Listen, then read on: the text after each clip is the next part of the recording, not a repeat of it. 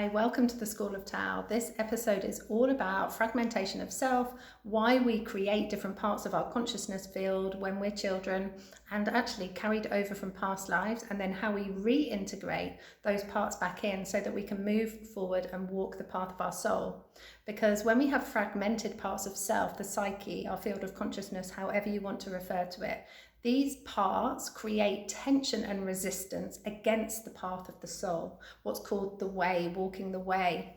So if there's any tension, those parts that are still there, that have not been reintegrated back into your entirety, into your wholeness, they will act out, and you will act unconsciously from the place of the wound, from the place of that unintegrated part, so that you can create these relationships to see these parts that need integrating and feel it and heal it. So what is fragmentation of self? What happens is when we're children and we're going through something that's very painful, because we're too young to know how to create resolve and it's just painful, we create these parts in our field of consciousness that kind of put these feeling parts of ourselves in a box, and they become like these frozen parts, frozen children parts that are encapsulated inside this container for a time, until we experience it in adulthood through our experience, through our adult relationships. And often what will happen is these parts that are unhealed, as in they haven't been brought back in, they're not integrated, they're not released, so they've been held. The emotionality of those parts has not been processed. And what we need to do is become these rivers so that any emotionality attached with these parts, which will manifest in the physical body as well, is processed, seen, felt, and released. Because only when we feel it completely can we totally heal it as well. So largely, for a majority of us, what happened as children was we were conditioned or taught to believe that certain types of emotion were not really acceptable. They weren't very nice. They were considered to be bad. And so we learnt this sense of separation. We learnt to categorize good and bad, right and wrong. And so then we started to deny feeling these things, for the preference of beautiful emotions. But this is now what's being called toxic positivity. It's about putting a beautiful face on something that actually is painful, because part of the human experience is to feel pain. It serves actually a very big purpose because it opens us up. It actually cracks open the heart and releases things that have been held from past lives or from childhood. So if we deny anger, if we deny disgust or any of those more difficult to process emotions, then we hold them in our physical body and they start to manifest as disease. The reason they manifest as disease is so that we can hear and release that feeling that's blocked emotionally, physically, spiritually in the body. And the body is this great intelligence. The only reason dis-ease shows up is if we're not listening emotionally, spiritually, and if we're holding and not allowing. The beautiful Taoist way is to become completely allowing, because as soon as we allow and we don't block anything, we don't block any emotionality, we don't block anything that we're feeling or thinking, however dark or considered negative, then it can pass through and transform and alchemize, and only in this state of allowance. So what if I say to you, all emotions are totally neutral, as is all life experience at a fundamental level, but it's because we've been conditioned to zoom in and to label and to categorize and to disallow really the integral part of nature, which is destruction, which is negativity, which is the dark side of things.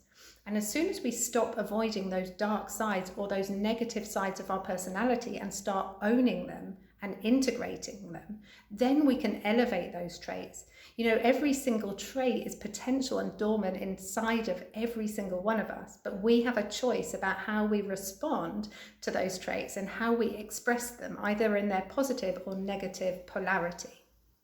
So these childhood parts that are frozen in time, there is no linearity in time-space reality. There is for the sake of our humanness, but in actuality, everything is much more amorphous than that and happening simultaneously, past, present, and all possible futures.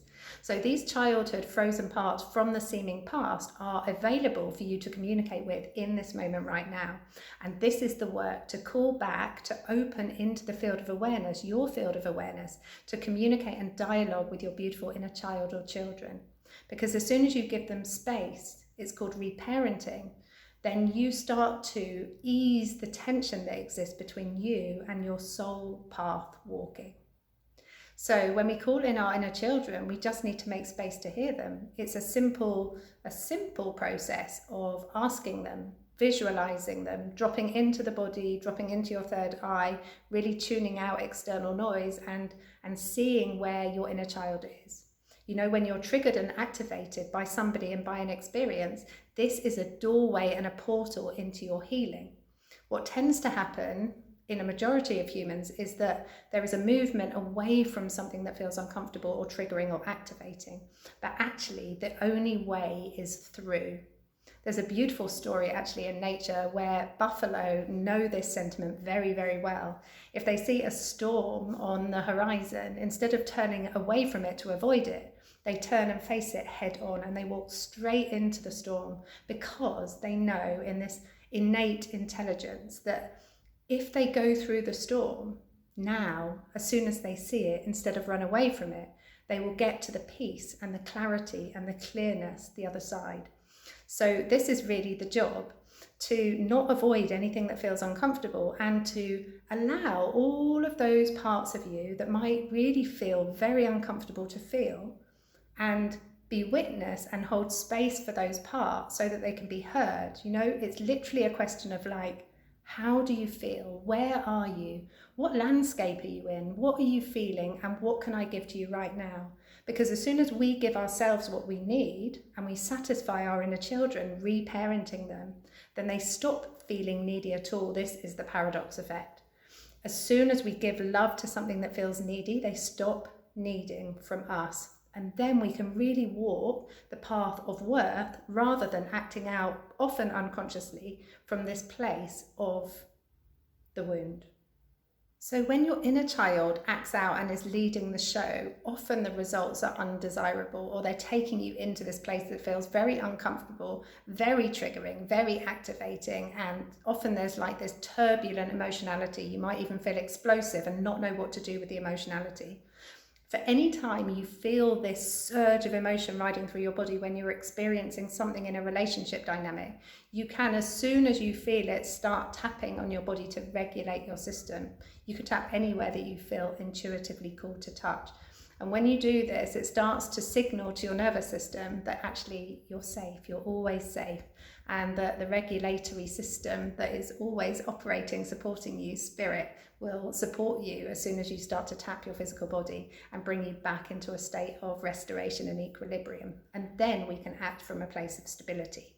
So if you feel that your inner child is acting out, it will feel unstable. Often you'll feel very emotional, sad, angry, frustrated. There is this misalignment between what you know at a soul level, between your inner map, your inner world, your inner being, your truth and your light, and these wounded childhood parts that are feeling sad, lonely, desperate, needy. And as soon as we give them love, as soon as you love them, as soon as you make space for them, the neediness honestly completely dissolves.